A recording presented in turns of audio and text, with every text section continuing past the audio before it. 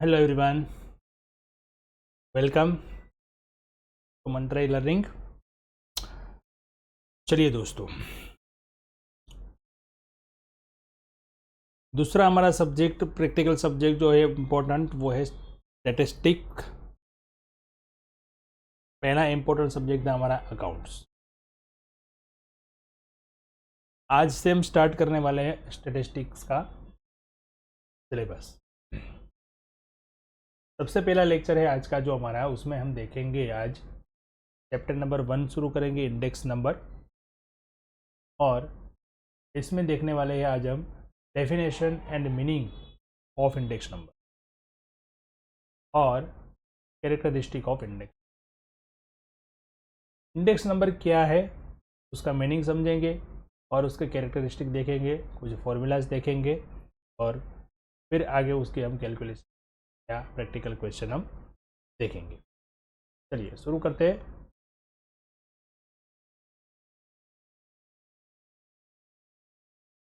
Index number क्या है?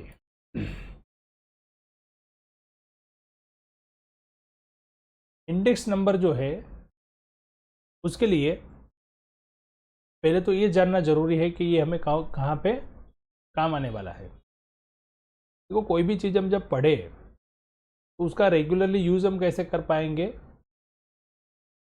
कहाँ पे उसका यूज़ होता है, कितना उसका इम्पोर्टेंस है, वो जब हम समझ लेंगे ना तो उसको सीखने में बहुत आसानी रहेगी। कि हमारा माइंड जो है वो पहले से डाइवर्ट, मतलब वो हो जाएगा कि भाई ये मुझे काम में। तो इंडेक्स नंबर जो है वो बहुत जगह पे यूज़ होता है। इंडेक्स नंबर जो है वो हमें आगे जाके इन्फ्लेशन में किस तरह से प्राइस बढ़े या घटे, क्वांटिटी घटी या बढ़ी, कुछ भी है, उसका जो एक रिलेटिव जो एक मेजरमेंट होता है वो कैसे किस तरह से बनता है, उसके लिए यूज़ करने के लिए हमको इंडेक्स नंबर की ज़रूरत पड़ती है। आप कहीं पे भी कोई चीज़ बेचते हो, जब कोई प्रॉपर्टी बेचते हो तो उसमें प्रॉफिट होता है। तो प्रॉफिट का मतलब आपको टैक्स भरना पड़ता है, तो वहाँ पे भी इंडेक्स नंबर यूज़ होता है कि आपको उस प्रॉपर्टी जो आपने 10-15 साल पहले ली थी उसकी अभी की प्रेजेंट वैल्यू क्या है, मतलब कितने प्राइस बढ़े, इन्फ्लेशन कितना बढ़ा, उसमें भी इंडेक्स नंबर काम आता है उस कैलकुलेशन के लिए। तो इंडेक्स नंबर क्या है वो पहले आज हम समझते हैं। जैसे कि प्राइस ऑफ एन आइटम, कोई प्रोडक्ट होता है उसकी एक प्राइस होती है। नेशनल इनकम, राष्ट्रीय आवक जो हमारी होती है, supply, production, employment, unemployment, investment, import, export, cost of living, population, birth rate, death rate, वारी कंटिन्यूसली विथ टाइम। ये जितने भी पॉइंट्स मैंने बताए, जैसे कोई प्रोडक्ट की प्राइस, हमारे देश की national income, supply, production, employment, unemployment, ये जितनी भी चीज़ें हैं उस सब की जो एक वैल्यू होती है, वो वैल्यू टाइम के साथ चेंज होती रहती है। जैसे कि कोई प्रोडक्ट है उसका आज रेट इतना है, जैसे आप मान लो गोल्ड, गोल्ड का रेट अभी बहुत देखो कि बहुत सोशल मीडिया में भी हम देखते हैं कि भाई गोल्ड कहाँ से कहाँ पहुँच गया, इसमें इन्वेस्ट करना चाहिए, उसमें इन्वेस्ट करना चाहिए, ये सब। डेथ रेट कितना से कितना हो गया, बर्थ रेट कितने से कितना हो गया, हमारे देश की इनकम कितनी हो गई, नेशनल इनकम कितनी हो गई, हमारे पास कोई चीज़ का सप्लाई कितना है, कोई प्रोडक्शन करना है तो कितना प्रोडक्शन कम हुआ, ज़्यादा हुआ, एम्प्लॉयमेंट इनएम्प्लॉयमेंट में क्या क्या चेंजेस हुए। तो ये सब जो वैल्यू होती है वो टाइम के साथ चेंज होती रहती। ठीक है, तो यहाँ पे एक मोस्ट इम्पोर्टेंट वर्ड आ गया या एलिमेंट आ गया, वो है टाइम। कोई भी चीज़ होती है उसका वैल्यू का जो चेंजेस होता है वो टाइम के साथ होता है, मतलब टाइम जैसे जैसे जाता है उसमें वो चेंजेस होता रहता है। Generally the proportion of direction of the variation also keep changing. Generally ऐसा कहा जाता है, proportion and direction of this variation, मतलब जो हमने बताया ना कि वो टाइम के साथ चेंज होता रहता है, तो वो वेरिएशन ऑल्सो कीप चेंजेस। बराबर। उसका प्रपोर्शन जो होता है और डायरेक्शन जो होती है वो भी मतलब कभी अप जाता है कभी डाउन जाता है, ये डायरेक्शन होता है। प्रपोर्शन यानी उसका रेशियो परसेंटेज जो होता है। It is important to study the variation in the price and quantity of an item with respect to change in time. ये बहुत इंपॉर्टेंट स्टडी हो गई है अभी कि भाई हम टाइम के साथ इसमें जो भी चेंजेस आता है वो क्यों आता है, कि रीजंस क्या है, तो जानना, उसकी स्टडी करना जरूरी हो गया है। The changes taking place in the values of the variable at two different time periods can be measured by the following method। देखो अभी यहाँ पे ये बताया है कि जो ये चेंजेस होता है वैल्यूज में at two different time periods, मतलब दो पीरियड्स होते हैं अलग अलग से। पीरियड्स मान लो कि ईयर होता है या होता है मंथ, वीक, डे, आवर्स, कुछ भी, मतलब आप एक पीरियड लेके चलो उसमें ये चेंजेस होता है। उसको दो मेथड्स के हिसाब से हम मेज़र कर सकते हैं। हमारी फर्स्ट मेथड है जो है मेथड ऑफ एब्सोल्यूट मेजर, दूसरा है मेथड ऑफ रिलेटिव मेजर। पहला जो है एब्सोल्यूट मेजर, उसमें खाली हमको डिफरेंस मिलता है, कितने से कितना हुआ। पहले 100 था, अभी 110 हुआ, तो पता चलता है कि 10 बढ़ा, डिफरेंस आ गया 10। मेथड ऑफ रिलेटिव मेजर मतलब यहाँ पे रेशियो मिलता है, कितना परसेंटेज बढ़ा, बराबर। तो ये दो मेथड है। अब देखते हैं मेथड एब्सोल्यूट क्या करती है। एब्सोल्यूट मेजर की जो मेथड होती है उसमें होता है average price per kilogram of two item. Example लेके चलते हैं, देखो कि कोई प्रोडक्ट है, उसका एवरेज प्राइस पर किलोग्राम है, टू आइटम्स यहाँ पे हम लेते हैं, wheat and rice for a month in 15 and 16। यहाँ पे देखो टेबल में दिया गया है कि आइटम है व्हीट और राइस, ठीक है। 2015 में उसकी पर केजी प्राइस थी 24 और 16 में 30। राइस की पर यूनिट पर केजी प्राइस थी 15 में 40 और यहाँ पे 46, यानी कि 16 में 46। तो ये देखो टाइम हो गया 15 और 16, मतलब एक साल का यहाँ पे डिस्टेंस अंतर है। और दो प्रोडक्ट है हमारे पास, दोनों प्रोडक्ट में हमको दिखता है यहाँ से 24 से लेके 30 हुई मतलब प्राइस बढ़ी, 40 से लेके 46 हुई तो भी प्राइस बढ़ी। अब क्या होता है, ये जो डेटा हमारे पास है उसके हम इतना ही खाली बोल सकते हैं कि the price of wheat in 15 was 24 was increased to 30 in year 16। मतलब 2015 में व्हीट की प्राइस जो थी वो 24 थी, वो बढ़ के 16 में 30 हो गई, ऐसा कहते हैं, बराबर। The price per kilogram increased in 16 bye ₹6। कितने से बढ़ी, 6 रुपये से बढ़ी। डिफरेंस यानी कि एब्सोल्यूट मेजर जो होता है वो हमको ये बताता है कि कितना बढ़ा, बढ़ा या घटा और कितना, बराबर है। अब रिलेटिव मेजर क्या जो मेथड है वो क्या कहती है, तो a ratio of price of the commodity in the year 16 is obtained with the price in the year 15 in this method to find the relative changes of the price of the item in 16। यहाँ पे word क्या use हो गया, यहाँ पे word क्या use हो गया, कमोडिटी, मतलब एक ग्रुप बन गया। वहाँ पे व्हीट और राइस दो अलग अलग प्रोडक्ट थी, यहाँ पे खाली आ गया कमोडिटी, मतलब दोनों में, बराबर है। ये दोनों मेथड का डिफरेंस आपको समझना। ये देखो यहाँ पे हम देखते हैं वही टेबल है, वही डेटा है, यहाँ पे रेशियो हमने निकाला, तो व्हीट का जो रेशियो है वो 16 में था 30, मतलब वैल्यू थी 30 और 15 में था 24, तो यहाँ पे आ गया 1.25। और प्राइस ऑफ राइस में 46 डिवाइड बाई 40, यानी कि 16 में 46 था और यहाँ पे 40 था, तो 1.15। तो ये हो गया रेशियो।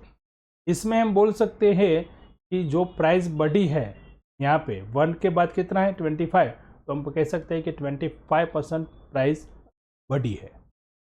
अगर हमारे पास कोई डेटा नहीं है तो भी हम कह सकते हैं, मतलब कोई वैल्यू नहीं है तो भी हम परसेंटेज आ गया हमारे पास, तो उसका कंपैरिजन हम 16 से लेकर 17 तक कर सकते हैं, 18 तो प्रिडिक्शन कर सकते हैं, एस्टिमेट कर सकते हैं। और एब्सोल्यूट मेथड में क्या था, हमको इतना ही पता चला कि 6 रुपया बढ़ी। यहाँ पे पता चला कि 25% प्राइस बढ़ी, 24 से लेके 30 मतलब 25% प्राइस बढ़ी, बराबर। तो ऐसे कोई भी कमोडिटी कम एनालिसिस कर सकते हैं, कंपैरिजन कर सकते हैं किसी भी चीज़ के साथ में। तो ये दो मेथड है, जब दो अलग अलग समय के साथ कोई अलग अलग प्रोडक्ट की कोई प्राइस में जो भी चेंजेस होता है तो चेंजेस कैसे हम मेजरमेंट कर सकते हैं। एक है एब्सोल्यूट, जहाँ पे हमको एक फिगर मिलता है कि इतनी वैल्यू चेंज हुई, और एक है रिलेटिव मेजरमेंट, जहाँ पे हमको पता चलता है रेशियो वाइज या परसेंटेज के हिसाब से कि कितना चेंजेस हुआ। मेन जो चीज़ यहाँ पे मैं आपको समझाना चाहता हूँ वो है चेंजेस। अब चेंजेस कैसे होता है वो आपको पता चल गया। तो जो चेंजेस होता है ना, उसका जो मेजरमेंट है वो मेजरमेंट ही उसी को बोलते हैं इंडेक्स नंबर। अब हम जाते हैं डेफिनेशन पे। तो डेफिनेशन में ऐसे कह सकते हैं हम, the percentage changes. Absolute method यहाँ पे काम आएगी नहीं, यहाँ पे आएगी मेजरमेंट वाली मेथड, यानी कि परसेंटेज वाली। The percentage change in the value of variable associated with any item और द गिवन यानी कि current period compared to its value in fixed यानी कि base period is called an index number। फिर से, the percentage change in the value of a variable associated, the percentage changes in value of a variable associated, the percentage change in the value of a variable associated, percentage change, बराबर। the percentage change, जो percentage changes जो होता है in the value of variable associated with any item or the given यानी कि current compared to its value in a fixed यानी कि base period is called an index number। ठीक है, ये हो गया इंडेक्स नंबर का हमारा डेफिनेशन। डेफिनेशन बहुत सिंपल है कि जो एक परसेंटेज चेंजेस है वेरिएबल का, जो गिवन पीरियड्स के साथ हम कंपेयर करते हैं उसको फिक्स यानी कि बेस पीरियड के साथ, जो डिफरेंस आता है उसको परसेंटेज का जो मेजरमेंट होता है उसको बोलते हैं इंडेक्स नंबर। अब ये इंडेक्स नंबर जो है वो प्राइस का भी हो सकता है, तो प्राइस का इंडेक्स नंबर है उसका हम फॉर्मूला ऐसे करेंगे P1 divided by P0 into 100, percentage में लेना है तो इंटू 100। क्वांटिटी है इंडेक्स नंबर, क्वांटिटी का भी निकाल सकते हैं, तो क्वांटिटी को हम क्वांटिटी के लिए Q लेंगे, Q1 divide by Q0 into. Okay, अब देखो ये P1 जो है वो है हमारा करंट पीरियड, तो P0 है वो है हमारा बेस ईयर। यानी जब जब आपको यहाँ पे इंडेक्स नंबर में याद रखना है 1 आएगा, 1 का मतलब क्या होता है करंट ईयर, और जहाँ पे 0 आएगा उसका मतलब होता है बेस ईयर यानी base period, time period. Quantity में भी सेम है, 1 यानी कि करंट ईयर और 0 यानी कि बेस ईयर। चलिए एक एग्जांपल लेके समझते हैं। तो वही एग्जांपल मैं यहाँ से फिर से ले रहा हूँ, जहाँ पे आइटम थी व्हीट एंड राइस। ये देखो प्राइस ऑफ बेस ईयर यानी कि 2015 जो है वो हमारा बेस है। हमको कब कैसे पता चला कि भाई 6 रुपीज़ बढ़ा, जब हमने उसको 16 की प्राइस को 15 के साथ कंपेयर किया। तो कंपैरिजन करने के लिए कुछ होना चाहिए ना, तो कंपैरिजन हमने 16 का किसके साथ किया, 15 के साथ। तो 15 वो हमारा बेस है और 16 यानी वो हमारा करंट ईयर है। आज की डेट की बात करूँ तो 2040 की कोई भी प्रोडक्ट की रेट आप 2020 से 2021 से 2022, 3, 4, 3 यानी कि 24 की प्राइस को उसके आगे के मतलब पास्ट के कोई भी ईयर के साथ आप जब कंपेयर करोगे तो जो पास्ट ईयर है वो ऑलवेज क्या रहेगा, बेस ईयर, और जो हमारा रिसेंटली यहाँ पे जो ईयर है वो रहेगा हमारा करंट ईयर। तो जब भी आपको क्वेश्चन में कोई भी 17, 18 दिया है तो 18 हो गया करंट और 17 हो गया बेस, मतलब जो पास्ट वाला ईयर है वो ऑलवेज क्या रहेगा, बेस। हमारा जो करंट ईयर है वो रहेगा ऑलवेज प्रेजेंट वाला, बराबर है। तो 16 जो है वो हमारा प्रेजेंट करंट ईयर हो गया और 15 जो है वो हमारा हो गया बेस, क्योंकि ये पास्ट ईयर है। अब प्राइस रिलेटिव और रिलेटिव चेंजेस। ये रिलेटिव चेंजेस हम कैसे करते हैं, P1/P0 करके, तो यहाँ पे 1.25 1.15 ये हमने आगे भी कैलकुलेशन किया था, टोटल आ गया था 2.40। इसको हम मल्टीप्लाई कर देंगे 100 से, तो ये हमारा हो गया इंडेक्स नंबर 125। इसको हम ऐसे बोल सकते हैं कि भाई 2015 में जो चीज़ की आइटम की रेट 100 रुपीज़ थी, वो 16 में 125 होगी। परसेंटेज को ऐसे ही मापते हैं ना, इसीलिए तो परसेंटेज वाला करते हैं। यहाँ पे पता चलता है कि 25% बढ़ी। यहाँ पे सीधा मालूम पड़ गया कि 100 वाली प्राइस की कितनी हो गई 125। बेस जो होता है उसका हम मान लेते हैं 100, परसेंटेज कितना होता है टोटल 100, तो बेस जो होता है वो 100। अब हम इसको किसी भी ईयर के साथ हमें कंपेयर करना है 16 का, बराबर, यानी कि 14 से भी कर सकते हैं, 13 से भी कर सकते हैं, तो अलग अलग यहाँ पे हमको इंडेक्स नंबर मिलेगा। और बेस ईयर कौन सा हो जाएगा, जो लास्ट वाला है वो, ठीक है। तो 125 हुआ, 115 हुआ, टोटल हो गया 240। मतलब कॉमोडिटी का आप जब देखेंगे दोनों का, तो दोनों का मिला के हो गया 240। देखो इसमें बढ़ा था 25%, इसमें बढ़ा था 15%, और दोनों का मिला के कितना हो गया 40%। यानी हम एक ग्रुप ले ले कि भाई व्हीट, राइस, ऐसे जो भी हमारे जो अनाज की चीज़ें जो भी है उसको हम ले ले, तो हम बोल सकते हैं कि भाई अनाज के जो भाव है वो 15 से लेके 16 में 40% तक बढ़े। अब उसमें बहुत सारी चीज़ें आती है, किसी का 10% बढ़ा, किसी का 15% बढ़ा, किसी का 20% बढ़ा, हो सकता है, ठीक है। अब ये कैसे निकाला हमने, तो देखो price index number of the wheat and rice for the current year, तो प्राइस रिलेटिव ऑफ व्हीट और plus price relative of rice divided by number of item into 100, यानी 125 प्लस 115 डिवाइड बाई 2 इंटू 100, यानी हो गया 120। दोनों का average निकालेंगे तो हो जाएगा 20%।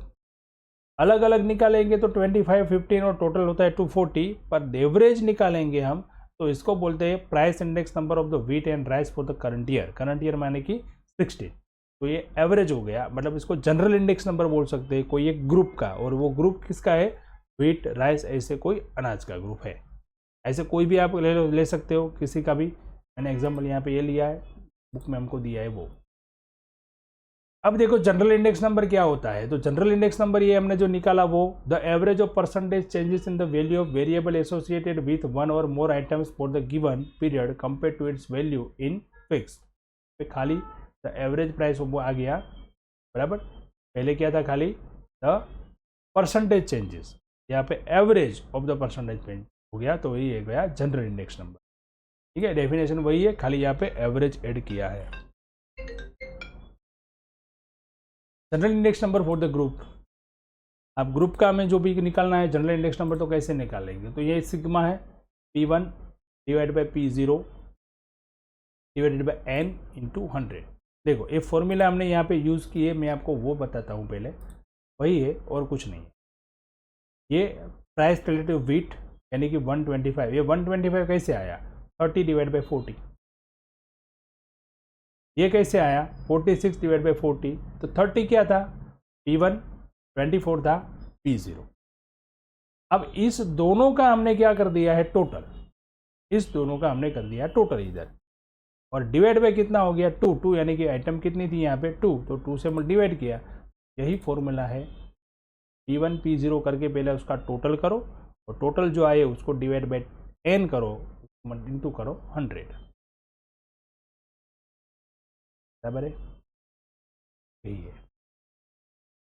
दोनों का टोटल, और इसको डिवाइड बाई N, यानी कि नंबर ऑफ आइटम, तो ये हो गया general index number of the group. यहाँ पे I जो है वो रिप्रेजेंट करता है index number of current period with respect to comparison period. P1 करता है value of variable I for current period. I यानी कि जो प्रोडक्ट है उसकी बात कर रहे हैं हम, जितने भी प्रोडक्ट होगी यहाँ पे उतनी आएगी। P0 यानी value of variable I for comparison period. N यानी कि number of values of the variable. General index number है कब लिया जाता है, तो if you take a group of such mutual relative items then an index is formed using relative change in price of each item is that in that group. जब हम general कोई भी फाइंड करेंगे तो उसमें जितने भी आइटम है उसको एक ग्रुप के हिसाब से देखेंगे और ग्रुप का इंडेक्स नंबर निकाल पाएंगे। An average measure obtain from them is called price index number for the group. बराबर। अब ऐसे हमको उसके फॉर्मूला पे लिख सकते हैं। आई वाला जो ये फॉर्मूला वही है, मैं आपको खाली समझाने के लिए बता रहा हूँ। ठीक है, आई वाली जो चीज़ डाली थी ना इसमें P1 और P0। प्राइस का भी हो सकता है जनरल इंडेक्स नंबर, और ये ऐसे ही क्वांटिटी का भी हो सकता है। चलिए अब देखते हैं कैरेक्टरिस्टिक। ये आपको शॉर्ट क्वेश्चन MCQ में ज़्यादातर पूछने वाला क्वेश्चन है, तो ये कैरेक्टरिस्टिक आपको याद रखने हैं। इंडेक्स नंबर के कैरेक्टरिस्टिक क्या क्या है। सबसे पहला उसका जो कैरेक्टर है वो है index number is free from the unit as it is a relative measure. Index number जो होता है, जो लिखा जाता है, वो कोई यूनिट में कभी नहीं लिखा जाता। मतलब देखो, आप तो प्रैक्टिकल समझा दूँ एग्जाम्पल में। यहाँ पे हमने इंडेक्स नंबर फाइंड किया, ये इंडेक्स नंबर है, price percentage of price relative 125, तो इसके पीछे कुछ लिखा गया था 125 kg, 125 रुपीज़ नहीं, ये kg रुपीज़ जो है वो क्या है, यूनिट।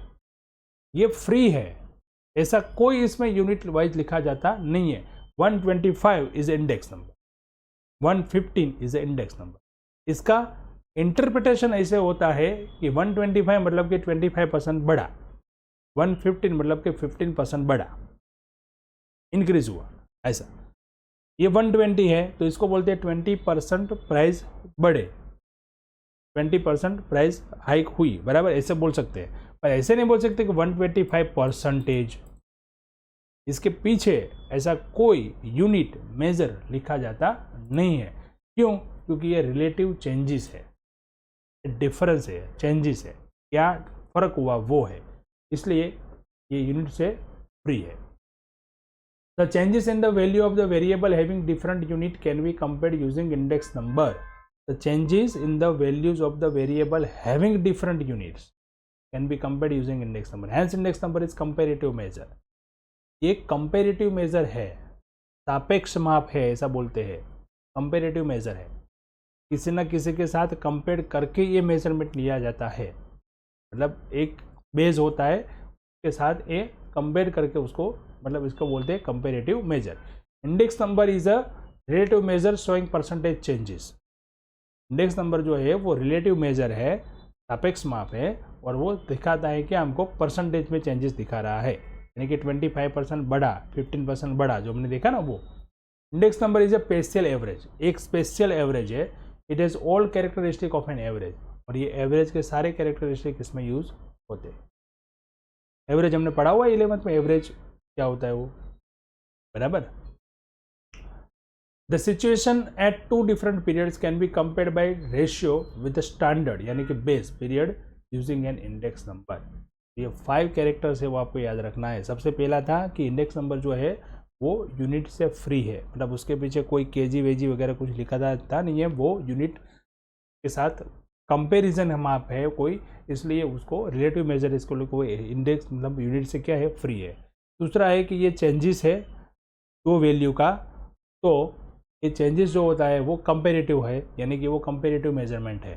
तीसरा था कि वो मेजर जो है वो परसेंटेज में दिखाता है। चौथा था कि वो एक एवरेज है, स्पेशल एवरेज, तो एवरेज के सारे कैरेक्टरिस्टिक इसमें है। पांचवा था कि वो 2 पीरियड्स का जो है वो कंपेरेटिव रेशियो है, बराबर, विद द स्टैंडर्ड पीरियड 20 ऐसे इंडेक्स नंबर। ठीक है, तो ये था इंडेक्स नंबर के कैरेक्टरिस्टिक और इंडेक्स नंबर की डेफिनेशन। चलिए नेक्स्ट हम आगे उसमें पढ़ने वाले हैं। इसके बाद आगे के लेक्चर में हम पढ़ेंगे कि इंडेक्स नंबर की मेथड।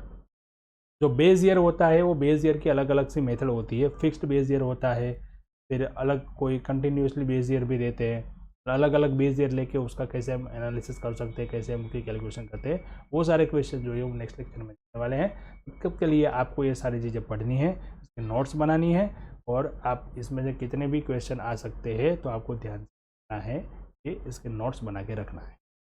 ठीक है, चलिए मिलते हैं नेक्स्ट लेक्चर में, तब तक के लिए thank you and have a